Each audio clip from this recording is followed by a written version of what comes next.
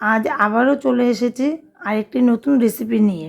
আজ বানাবো ছানার বলের ডালনা। প্রথমেই আমি 500 গ্রাম দুধ ফুটিয়ে নিচ্ছি। ছানা কাটাবার জন্য বাটিতে 2 চামচ ভিনিগার 2 চামচ জল মিশিয়ে নিচ্ছি। গরম দুধে দেওয়ার সঙ্গে সঙ্গে দেখুন কি সুন্দর ছানাটা কেটে গেছে।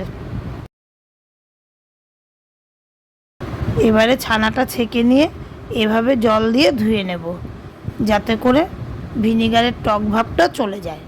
এটা ছেঁকে নেওয়ার পর কাজু, কিশমিশ, চালমগজ আর পোস্ত দিয়ে আমি একটা পেস্ট রেডি করে নেব। এবার ছানার বলগুলো তৈরি করে নেব।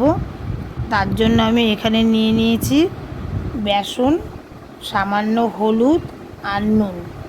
সব কিছু দিয়ে ছানাটা ভালো করে মেখে আমি ছোট ছোট বল তৈরি করে নেব।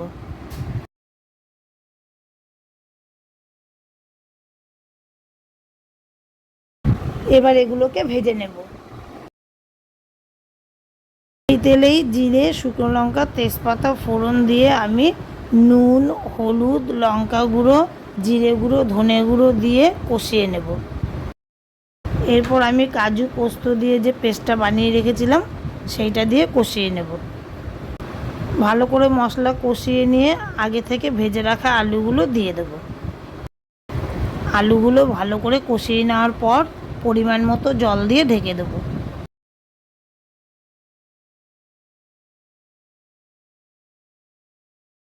ঝোলটা ফুটে উঠেছে, এবার আমি সামান্য গরম মশলার গুঁড়ো দিয়ে দেবো। এবার ভেজে রাখা ছানার বড়াগুলো দিয়ে কিছুক্ষণ ফুটিয়ে নেব। আমাদের আজকের রেসিপি তৈরি।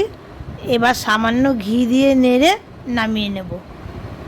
এই রেসিপিটা আপনারা বাড়িতে অবশ্যই ট্রাই করবেন, কথা দিচ্ছি আপনাদের ভালো লাগবে।